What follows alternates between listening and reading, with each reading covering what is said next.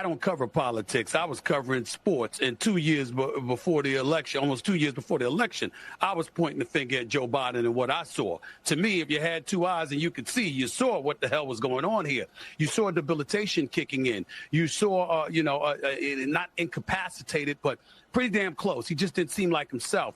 And you knew something was fishy was going on. And I think that right now, as everybody looks to Jake Tapper and Alex Thompson and their book, Original Sin, I think the biggest thing to peel from that are the culprits within the Democratic Party who knew about the cognitive decline far more up close than you, myself, or many, many other American citizens knew. And they were not only complicit, but were willing to circumvent the Constitution of the United States. They were willing to shove aside the wishes of American voters. They understood what the system entails. They wanted to bypass a primary. They wanted to bypass elements of the democratic process in order to ensure that their guy was in office instead of Donald Trump. And to me, when you've walked around as a party labeling Donald Trump an existential threat for years, and then a book comes out detailing how several people within the administration and within the Democratic Party may have been guilty of this instead of Trump, I find that to be incredibly alarming, and it's something, usually I'm getting on you for how dogged you are and relentless and persistent you are with your takes on the Democratic Party, Sean, but you will not get a dissenting word from me. I think hell needs to rain down upon anybody that was complicit involved in anything. You can say it. Social media is now full of AI videos and memes of Trump as a chicken or eating tacos. Is it funny? Yeah, sure, it's funny. But it's also just another cheap gotcha, and it's why he hates the media, and it's why a lot of people don't trust us the way they should, because it's obvious what you were doing there. You were just baiting them. And I actually believe that there is a metaphor in that. I actually think this is a demonstration of what's holding America back. Look, criticism is part of life. It's certainly part of politics. It's part of what I do on a regular basis, more than most, perhaps. However, as any spouse or parent or employer knows, it is better when criticism is constructive, right? But let's be honest, that doesn't work in the surreal world of party politics. They're all about the other side being worse. Negativity is a proxy for meaningful insight. All attack, all the time, on everything. And you know this. As you saw from the intro, we're still talking about the Biden cover-up. And I think the many of the reasons why this story is still sticking around and why you can take so many angles about the situation that happened. And it highlights another reason how dishonorable journalists are in our country. They let their bias corrupt their analysis, right? Corrupt their motivations to seek the truth, right? Because that's what journalism on principle, on its ideal, is supposed to be. But we live in an unideal world, right? And reality is bias can affect people. Now, how disciplined someone is to be able to check their bias when they're making their analysis, that's another thing. You can be very smart, you can be very intellectual, right? But if you have a bias, that intellect is corrupted. You would ignore things, not recognize things. And this is what the Biden cover-up really exposes about the Democratic Party. You saw from the intro as well that Chris Cuomo was reacting to reporters asking Donald Trump, oh, people are calling you a chicken because of the fact that the minute you get any backlash on the tariffs, you lower the tariffs. Yeah, you started off at 145% tariffs and you lowered it to 50%. You lowered it to a 50% tariff. Yeah, you're chickening out. Putting conditions, and when the people meet your conditions, you then comply with the stipulations you added. That's calling you a chicken. And it doesn't serve any purpose other than trying to be a gotcha moment for Donald Trump. And you wonder why people and journalists, no one wants to stick up for journalists, why everyone assumes the worst about journalists. One of the common failings amongst honorable people is a failure to appreciate how thoroughly dishonorable some other people can be and how dangerous it is to trust them. And this is what America is starting to realize about the mainstream media and journalists. And journalists are still trying to operate and try to take advantage of honorable people and trying to get them to feel sympathy for them. Oh my God, the free speech of journalists are being attacked because Donald Trump is suing all these news stations that were editing Kamala Harris's clips. doesn't matter. Everybody edits. They you know edited her word salad to make her sound better. But you know, she really didn't sound hold on. Christ. Let me remind you. Don't remind me. I was there. So, since you're bringing up word our previous salad, many conversations about this. When is Joe Biden going to sue Fox News over editing Donald Trump's comments in an interview to make it sound better than it was? Then everybody should just sue. He can sue. Then bring on the claim. Okay? Everybody should just sue because Donald Trump has been the beneficiary. They all got whacked. Who lost their jobs? Donald Trump has been a beneficiary of the very thing word he's salad. If you can't speak, don't edit it and try and make it better. Kevin, you actually had the facts wrong here. There were people resigning because they got whacked. No, the executive producer of 60 Minutes resigned because Sherry Redstone wants this. Oh, yeah? Yes, That's called getting whacked. Well, try being quiet. And your public profile and conservative beliefs notwithstanding, did you pay your taxes? Did you commit fraud? Was there a reason why federal prosecutors came after your mama and your daddy for making all that money on TV and they're not paying the damn taxes? Joe Biden basically told everybody to kiss his behind, all right? He is going to take, he made it very clear. I am a father and a president. I don't get the drama here. Go, Joe Biden, go. And also, let's look at the coverage of the judge injunctions, right? Because this is the funny thing about the media coverage and how unfair it seemingly is. Joe Biden, right? He done a bunch of stuff. He done a bunch of stuff that I think many Americans didn't agree with. And no judges went out of their way to stop him, right? And Caroline Leavitt outlined here in this clip here, right, about the differences of how much court injunctions were done on Donald Trump compared to Joe Biden. And this is something I believe the media should have been covering. They should cover this stuff. They should cover, hey, look, there's a discrepancy how federal court judges are acting with Joe Biden compared to Donald Trump. When Joe Biden went against the Supreme Court ruling and still found ways to forgive student loan debt, why didn't the courts come in and file injunctions against him to pause student loan forgiveness? Because remember, Nancy Pelosi admitted, no, that's Congress's role. So now these judges want to play a more active role to the point where now you got reporters asking Caroline Leavitt, hey, the way that judges are meddling with Donald Trump's administration, should Donald Trump ran as a judge instead? And this is how dishonest the media is.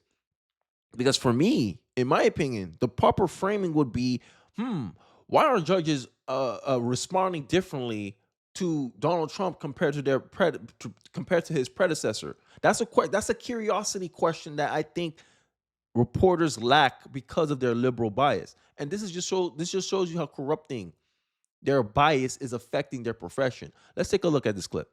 Nationwide injunctions ordered against the first Trump administration, Trump 1.0, account for more than half of the injunctions issued in this country since 1963. And President Trump had more injunctions in one full month of office in February than Joe Biden had in 3 years. And let me roll through some of these radical injunctions to paint the picture for the American people at home. These are not just talking points. These are real judges in the court of law who are trying to block the president's power and the policies that he was elected to enact. For example, a court ordered the Trump administration to return already deported terrorist aliens back to the United States. A court has ruled the Trump administration can't even temporarily pause our refugee programs. Courts prohibited the Trump administration from eliminating federal funding for transgender surgery and mutilation, a practice that the American people overwhelmingly reject. A court also held that the Trump administration could not ban people experiencing gender dysphoria or mental health issues from serving in the military. Ridiculous. Courts prohibited the removal of transgender women from women's prisons despite potential physical harm to real women in those prisons, biological women. A Northern District of California judge issued an absurd ruling that the president cannot fire people within the executive branch without Congress passing a bill, even though Congress has expressly authorized the president through the Office of Personnel Management to authorize reductions in force across agencies A court also ordered the Trump administration to rehire thousands of already fired employees in several cases. A federal judge blocked the Trump administration from defunding the Department of Education, another signature campaign promise that this president has the power to implement. Courts ordered the Trump administration could not eliminate funding for illegal DEI programs, hence the word illegal. These are illegal programs to begin with, and now the courts are trying to say this president can't roll them back. And a district court judge prohibited the president from issuing any categorical funding freezes. And then another court ordered on top of that the administration makes $2 billion of payments in 36 hours. These are just a few of the ridiculous orders that we have seen from lower district court judges every day, and we hope that the Supreme Court will weigh in and rein them in. This is that's a constitutional crisis I've ever seen one. You got people breaking the lines of their jurisdiction Nationwide to tell the president of the United States, someone who has who large amount of the American populace voted for. That's why he has more power. That's why he has more leeway. That's why he can take quicker action in Congress. And you want to pigeonhole him. You want to slow him down. You want to be an obstacle in his way. And I think the main problem that I think many Americans are having is the inconsistencies. This is why I'm saying this is dishonorable. These people are dishonorable people. They don't have the same passion and fire. Like, this is the funny part. With the Biden cover-up, right? The media didn't want to make assumptions about Joe Biden's health. But the media made constant assumptions about Donald Trump's health. Oh, he's suffering dementia. He's doing all this stuff. They speculated heavily on Donald Trump's health. But when people were asking, you speculated about Donald Trump's health. But when there was questions by the American people about Biden's health, you didn't go through that same train of thought, did you? And this is where, we get back to Jake Tapper, Alex Thompson, right? And they're going to talk about some of the concerns that they had, why they weren't curious enough. But it just spits in the face about how dishonorable these people are or how inconsistent these people operate. Because when it was to Donald Trump, they make speculations all the time. You could have called some of the speculations that the media was having about Donald Trump's health, you could call it almost conspiracy theorist-like. But us doing the exact same thing, being skeptical of Biden's health, and we have some visible proof leaning towards that direction. Oh, we didn't want to, we wanted to be cautious. Because it goes back to their bias. Their bias is you can't report on things that would help Donald Trump or that could be perceived as helping Donald Trump. Neutral journalism, objective and balanced journalism benefits Donald Trump. That's what the media, that's what liberal journalists is the most liberal profession in America. That's what they just admitted to the American people. That we can't be balanced and fair. That's what journalists just admitted to us. That's why I started off with that quote. That's why I started off with the Biden stuff. That's why I started off with Chris Cuomo ripping liberal reporters, asking Donald Trump if he's a chicken. This is why you get called fake news. This is why many people would rather get their news from the internet than from the television. That's why. Would you say that looking back at the body of your work over the past, during the Biden White House, that you could have brought a level of skepticism, scrutiny, and curiosity to this story? I mean, of course, I don't think there are very few members of the legacy media that I don't think could say that. But I will say that in October 2020, I interviewed Joe Biden and I asked if he would take a pledge to be transparent about his health. And in October 2022, the only time I had an interview with him during his presidency, I pointed out that the American people think he's too old. Whenever he's asked about that, he says, watch me. They're watching him. They still think that. I had skeptical interviews with Karine Jean-Pierre in 2023.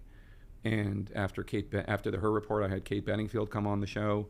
And I was not a Robert Herb. So here's my problem with Jake Tapper's analysis here. He's looking for permission. It's almost like he's looking for permission to say what he thinks he wants to say. That's where people were getting on Jake Tapper for, right? Because if this was a Donald Trump official, you wouldn't just accept their premise. You wouldn't just, oh, okay, you say he's fine then. You wouldn't do that. You would challenge it. You would make all the claims in the world. Hey, look, 66% of Americans think you're mentally unfit to be president. It's not just Joe Biden was too old to be president. Many people thought he was mentally unfit to be president. That was the real question you should have pressured him on. Hey, look at these polls. That you can't just say everything's fine. There's something out there that the American people are noticing about Joe Biden. What do you say about these concerns that Americans have about Joe Biden's mental acuity, mental fitness for office? Those are the kind of questions people wanted. You didn't want to poke as much. It's almost like you wanted them to say what you wanted to say. You wanted them to say Joe Biden's mentally unfit to be president. You didn't try to drive that framing. You didn't try to get the answers that I think many Americans wanted at the time. And y'all waited until he fumbled himself. And that's what it looked like to me. It looked like Jake Tapper had certain things like he knew he can go towards, but he ignored it. He said, no, let me not go that angle. Let me not press him here. Let me not scrutinize that answer he just gave me. Oh, I have these facts here waiting, but I don't want to deploy it. And you waited until you moderated the debate and he collapsed in real time. You're like, okay, now it's okay to go after him because I didn't say it. My liberal friends can't blame me for taking down Joe Biden. Joe Biden did it himself. This is the problem I have with liberal bias in journalism. This is why it's corrupting that journalism is a liberal profession. Because liberals don't want to help Donald Trump. Liberals don't like Donald Trump. And if they do things, oh man, if I press Joe Biden on this question here, it's going to look like I'm helping Trump. That's what y'all was scared of. That's what's keeping y'all from actually doing your job. Basher, I completely thought that he was accurate, and I didn't understand what I was seeing from the White House or from other journalists that didn't see what we were all seeing. So I think that there is reporting that I'm proud of that is also part of the record. But on the whole, I wish these 200 sources had talked to us 2 years ago. And I wish I'd known what I know now. I would not say I was incurious. I would say that I was one of the many people who was asking about this and was lied to over and over and over. And it wasn't just, you have to remember, the Biden. This is where the dishonesty comes from, right? Oh, we're honorable people. Oh, we were lied to. But I thought journalists, you guys don't take no for an answer. I thought journalists, you're supposed to be more curious. When they don't want to give you the answers, that's when you should be able to find the answers, right? And this is what I'm talking about. It was almost like this hesitancy to really explore this, right, from the media. That's what people were criticizing. They're not criticizing, oh, we were lied to like everybody else. So Biden officials lied to the American people. And guess what? The American people still believe that Joe Biden was mentally unfit to be office. The American people, this is the funny part. The Americans online did more journalism than the journalists being paid to be journalists. What are you talking about? Let's explain. Who shared the clips about Joe Biden wandering around aimlessly? Americans videotapes. Americans saw a video. This don't look right. Let me put my framing on this. And then boop, they put that thought in the American people. The American people started asking questions. Okay, is this true? Oh, it's not true, says the Biden officials. Many Americans was like, yeah, of course a Biden official will say that. Let's find something else. Let's see if he done something else. Oh, I remember I did a video. The Europeans are making fun of Joe Biden. The Europeans are mocking Joe Biden wandering on stage, being lost. Y'all remember that video? It went viral online. But you guys, we just believe what the Biden people told us. Sounds like a BS excuse. It doesn't sound like a good one either. Because we bet you if it was Donald Trump that was facing all this stuff that Joe Biden was doing, and his officials were saying that, you wouldn't buy it. I'm just saying. People were not only lying to the press, and they were not only lying to the public. They were lying to donors. They were lying to their cabinet secretaries. They were lying to Democratic members of Congress. A cover-up, and like I said, this was almost a successful one, even though we all saw him aging. We didn't know he was, he had these moments of non-functioning. Suggests that there. I mean, moments of non-functioning. He blinked out. We said the same thing about what's his name? I forgot his name. The retired guy. I forgot his name. McConnell? We said the same thing about McConnell. When McConnell was falling on, we were like, yo, this man need to retire. This man needs to go. We said the same thing with Joe Biden. Joe Biden would freeze. He will stutter. What are you talking about? There was clues. There was clues. But you chose not to pursue them. That's the problem we have with you guys. Because we know damn well, if it was Trump doing that, y'all be breaking down the White House door to get those answers. But plausible deniability, the liberals' favorite tactic, politicians' favorite tactic when they don't want to answer a question. But I think you guys get the point of the video. I think, honestly, there needs to be less liberals and journalists. It shows that like this profession is too valuable to be controlled by the political leanings of one political group. And they've shown that they don't have an ability to check themselves before they wreck themselves. And this is the story of the Biden cover-up. This is what the Biden cover-up has shown about journalism, that they're so biased that they cannot give fair and balanced coverage. They can't do a fair and balanced approach to informing the American people because of a belief or perception of helping Trump. That is the number one priority of a liberal journalist. This is why I say journalism in 2025, 2024, 2022, 2023, 2021, 2020, since Trump came into office, hell, even before Trump came into office, journalism has become a profession of activism. Don't believe me? Let me know in the comment section why. Don't forget to like, comment, subscribe. Please share this video if you feel some kind. It really does help me out in the algorithm. I appreciate you guys watching the end of the video, and I'll catch you guys on the next one.